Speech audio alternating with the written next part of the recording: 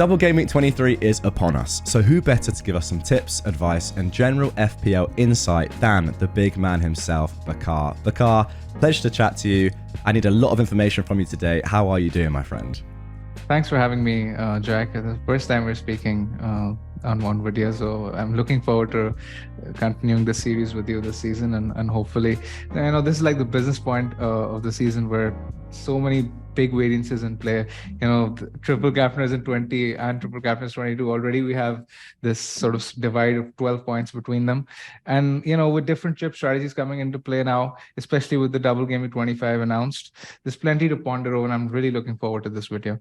Yeah, there's definitely a lot to get into. I think before we even start talking about next week, I need to give you a little bit of service here, because you had a very good double game week 22. If I get your team up on screen, 100 points. Sensational week. Talk to me about it. What went well? Triple captain in play, a huge Rashford haul, so fair play there. I mean, I'm chuffed to bits with the triple captain haul. Couldn't have asked for more. Over the years, I haven't had a very pleasant experience with my triple captain, so yeah. This was very welcome. It was more relief, to be very honest. But overall, very good week. The only sort of downside was that I sold Kane this week and I kept KDB, but I got Fernandes and he did relatively well. So hopefully De Bruyne can do well over the coming weeks and can make up for the lost points this week.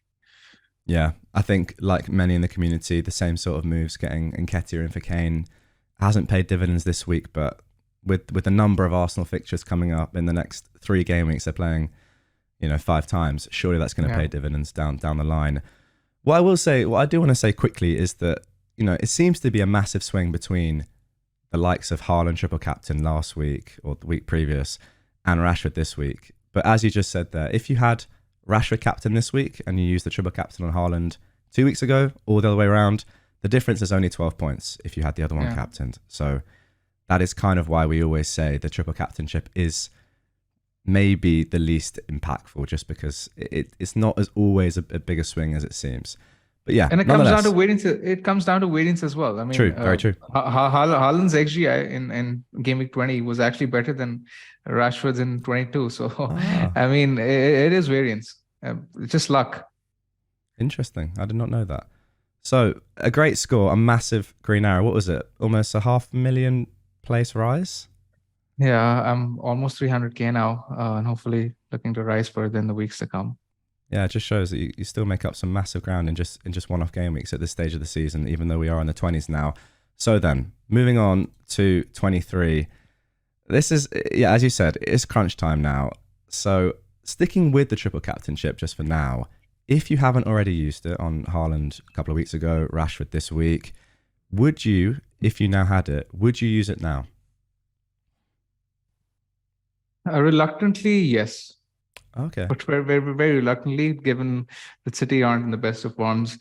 There's something not right at City, for sure. There aren't. I mean, Haaland is Haaland. You expect him to score against Villa, and he's a safe captaincy choice. I still expect him to get around 10 to 12 points in the double game week, which should be a good return. The thing is, now there's a temptation to hold the triple captaincy for game week 25 when Arsenal have a decent double game week where they're playing Leicester and Everton at home. Yeah. Or even Salah if Liverpool show some sign of form before game week 25 and they play Crystal Palace and Wolves. But again, the thing is that you're sort of hoping and praying that Salah finds form. Whether or not that happens, you don't know. The thing with Arsenal is that their goals are sort of spread apart. There's no clear talisman in the team, so I mean, it's a roll of the dice whether you triple captain Nketiah, Saka, Odegaard, Martinelli. I mean, it's not as clear cut over there. So, I mean, just for the sheer fact that Haaland is the clear talisman at City, you'd expect him to score against Villa at the very least. I think you should play it on Haaland and just pray that he hauls. Yeah, and also it looked as though Villa's numbers may have been improving under Emery, but the last performance against Leicester still very leaky. So I think that's some very solid advice right there. Speaking of Arsenal assets, I think this is probably the most contentious topic of this entire video, and is going to be on people's thoughts this week in terms of their upcoming transfers. Let's just go straight for it. The best Arsenal attacker, in your opinion, who would it be? I've been very straightforward about this in the past 2 or 3 weeks. I think it's Nketiah. His numbers since the restart are head and shoulders above the rest of the Arsenal midfielders. In fact, he's had 7 big chances since the restart. The Arsenal midfielders combined have had 2 or 3 at best. So I mean, he blows them out of the water when it comes to underlying numbers. And just this double game week announcement, now the fact that the games are going to happen in quick succession, and a lot of them are going to happen, works in his favor, because it means that Jesus will take even more time to recover. Yeah. And it gives Nketiah a greater run of games to play in. So I just think Nketiah is the one player I think, if you have the structure to get to a forward. I really like Nketiah because, there's also the factor that there are not too many forwards who are appealing at the moment. While there's a greater chance that you might want to wait. For example, there's Bruno already in play. Rashford is there. Mitoma will soon come into play. There's a City midst, Salah. So I mean, just keeping this in mind, I think Nketiah, if we can get there, is a very good option. Okay, interesting, because people might have thought that the fact that there is now that double in 25 and Jesus could be back for it might not work in Nketiah's favour, but you're saying actually it's the opposite, because the games are coming thick and fast. Yes, and get him Arteta in, play the games. In his comments, he's sort of expressed caution. He said that he won't throw him back in, and he's not played a match for a while, so I don't think he's going to be rushed that quickly. Yeah. Okay then. So how about some less nailed on Arsenal assets now? The likes of Martinelli, likes of Ben White, who we thought were probably a few weeks ago season keepers, perhaps. What do we do now? Now that well, especially Martinelli's minutes seem to be a big risk with Trossard coming on in the last game in the 59th minute, and Ben White now, he has been subbed consistently throughout the season, but is his starting place now even at risk? What should we do with them? This is probably the most burning question of the week, and one which is very controversial because it depends on subjective opinion. There are plenty of players who would think that Martinelli has been in such good form this season, he's going to continue playing. Same for Ben White. I personally think that just the fact that Arsenal are unquestionably the team to target in the next, let's say, 6 to 7 game weeks, just because of the fixtures, not only the doubles right now, but even their fixtures after game week 25, they've like Bournemouth, Crystal Palace, Fulham in that run. You want the best Arsenal attackers, and the best time to get them is right now. I mean, there's no point delaying the move. I was surprised by the early sub of Martinelli. I mean, I was expecting an early sub around the 75 to 80 minute mark, which has been happening in recent weeks, but that 58-minute sub is sort of scared me a bit. And I own Martinelli, and I think it's time to get rid, because when so many games are happening in quick succession, you'd want to get rid of the guy who's getting subbed early and who might even possibly miss a game. I mean, who knows if Trossard might even start. So I just think, even if it is at the cost of a hit, I think the 4 points that you spend now will pay off by game week 28. That's the way you have to look at it. I know there's every chance that Martinelli starts and scores this week, but you have to look at his score and whoever you get, like Saka, Odegaard, their score by game week 28, and you sort of have to back the other two to outscore Martinelli by 4, just because of the sheer number of minutes they're going to play.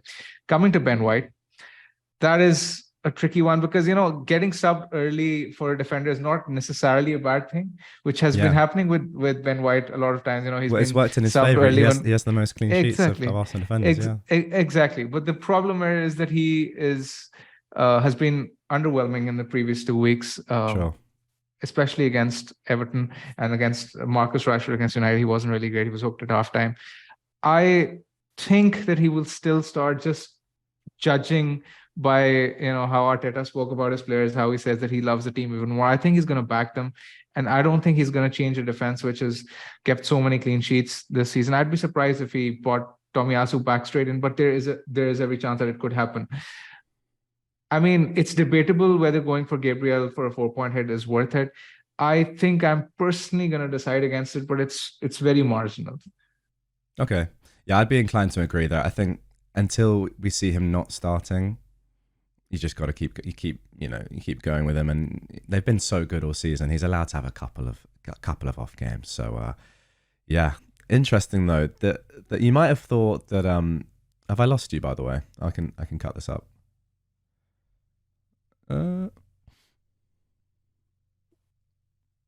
Back? Yes, I can hear you. Okay. Yes, probably some internet connection. Yeah. Oh well, it's all right. I can just chop that out. That's okay. Thank you. Right, I wasn't going to say. Let's just go from that. So, uh, yeah, very interesting because you might have thought that it wouldn't be worth selling an Arsenal asset. They're about to play 4 games in 3 weeks for even another one, but the fact is because they're playing so many games, you need to ensure that the minutes are there. So I get what you're saying. Yes. Now, Yeah, I mean, sorry, yeah, I don't think it's a side. I don't think it's a sideways move. I think it's an yeah, upgrade. completely Yeah. agree, completely agree. So if you had the money and you were to Yeah. sell Martinelli, as you're saying, maybe even for a hit, who are we going with? Odegaard or Saka? Who do you think is the optimal player there? This is a question which is pertinent to my team because I'm in this exact same situation where I can sort of go for either. Um, a lot of managers are in this position where they're sort of forced to go with Odegaard for budget constraints. I don't personally think there's much between them. Personally, their numbers this season are very similar. In fact, their XGI post restart is the exact same. Both have an XGI of 3. Okay. So there's not much to pick between them. I mean, you can go with personal preference. Odegaard tends to do better for bonus and has more assist potential whenever he gets an attacking return. He has a greater chance of getting bonus points. On the flip side, Saka, with greater games happening in quick succession, the penalty factor increases. There's a greater chance that a team wins a penalty, especially in favorable fixtures, and he's on set pieces. I am personally going to go with Saka for 2 reasons. A, because it's so many games, greater chance of penalties, and the second reason I prefer Saka, despite the price difference, is that I think that let's say if Liverpool don't pick up form, and Salah does not remain a captaincy option for game week 25, then I mean I might be half tempted to go with Saka for captaincy. I think if I was to captain an Arsenal player, Yeah. I'd go Saka over Odegaard, right? I mean keeping in mind that let's assume that Jesus becomes an option as well at that point, and if Nketiah is in danger, then I'd want an Arsenal attacker, right? And I think if I was in that position, then I would go with Saka over Odegaard. That's just how I think. Yeah, that's actually a very good point. I hadn't thought about that because 25, of course, is a massive week for captaincy, and if you don't have the best Arsenal option at that point, then you might be losing a lot of points. And I think that's where team value sort of comes into it a little bit. Funnily enough, we have actually got 14 of the 15 same players. Our only difference is my Bueno for your Patterson. Which is But- negligible because both are dead. Exactly. But the difference is that you have about, what have you got? About 2.5 million in the bank. We'll get onto your 2.4, team. I think. Okay. And I've got about 2.4. 1.5. So I can't get from Martinelli to Saka, whereas you can. So that might make all the difference, especially when you're referencing captaincy in 25, which has got me a little bit scared, I'll be honest, because I'm not sure I'd be comfortable captaining Odegaard in that double. But nonetheless, that is Arsenal. Let's move on to the other big team that is doubling this week, Man City. Again, maybe just as contentious as Arsenal players. Best 3 City players. Hit me. I think if you're in a position where you have, let's say, Haaland or one of De Bruyne, Mahrez, I don't think you have to go out of the way to get a third one. Personally, that's what I think. Oh, okay. Because personally, I look at people selling, let's say, Bruno for Mahrez. I'm really not sure that's the way to go because Bruno has a very good fixture this week. We now know 100% he's on penalties. Even last night against Leeds, he had the best XGI among all United players, and he was very unlucky to blank. Yeah. I mean, is it a case of outcome bias that he's just like blanked and people want to sell him for a City asset? I'm not entirely sure because I'm not sure whether Mahrez is going to play twice because he was hooked at halftime. Sorry, at the 58-minute mark. Pep was angry at him at halftime, apparently, according to a lot of City journalists. I think that if you have De Bruyne, you can hold because he has two fixtures coming up, and I think he's going to start both of them this week. The only reason he was benched last week was because Pep sort of prefers having Alvarez when he's up against a back 5, and both Arsenal and Villa tend to play 4 at the back. So I don't think De Bruyne is at any risk this week. Mahrez, because of his performance, you never know with Pep, is slightly at risk. Ake and Akanji are probably the City defenders to get, but again, you never know with the Champions League coming in place soon. Will they continue starting? Again, it's a coin flip. So that is why I just think you don't have to sort of go out of the way to own them this week. I think the only 2 I would sort of prioritize this week are Haaland and De Bruyne. Okay. Interesting, because in my head I was just like, you see a Man City double and you think I've got to have 3. But you're right that the minutes of Bruno are just so nailed, and the fixtures are still fantastic, and that's one of the benefits of having De Bruyne alongside of Fernandes. If you had that sort of structure, it means you can just keep Bruno, and he has great fixtures even after the double. So then you mentioned City defenders, people that still have Cancelo in their teams. What should you do with him? Just because of the fact that the Champions League is gonna come into play soon and no City defenders nailed, I think you can probably afford to keep him one more week, because when I look at a lot of teams, Jack, a lot of us have, let's say, Trippier, an Arsenal defender, and Shaw, right? These three are almost in every team. So I think Trippier, an Arsenal defender, and Shaw are perfectly playable this week. So I don't think selling Cancelo is an absolute priority this week, because he can easily be benched again. If he was on your bench this week, you can simply bench him again next week. And you can sort of then get, let's say, an Everton defender, because Everton have a guaranteed fixture in 28 and they have a double in 25 as well. It's a Tarkowski, because he becomes a bit of an option. So you can potentially use those funds and get the likes of Saka and Salah in the weeks to come.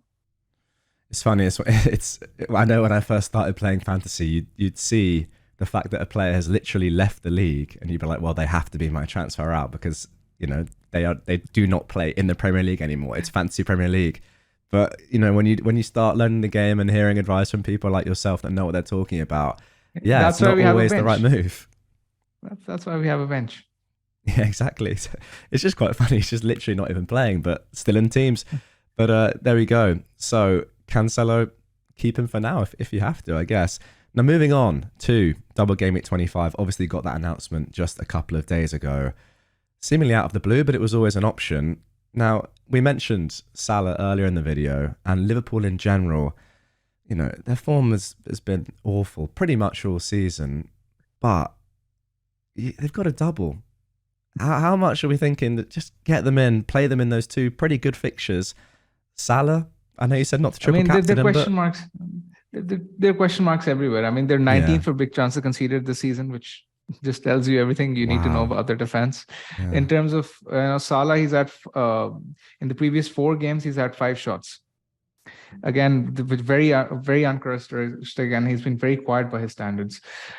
Darwin Núñez, he's just been missing big chances for fun. He's missed like 16 out of his 20 big chances this season, which is just ridiculous. Now he's getting 80% of the big chance he gets, he misses. And there's also the fact that Jota and Firmino are coming back.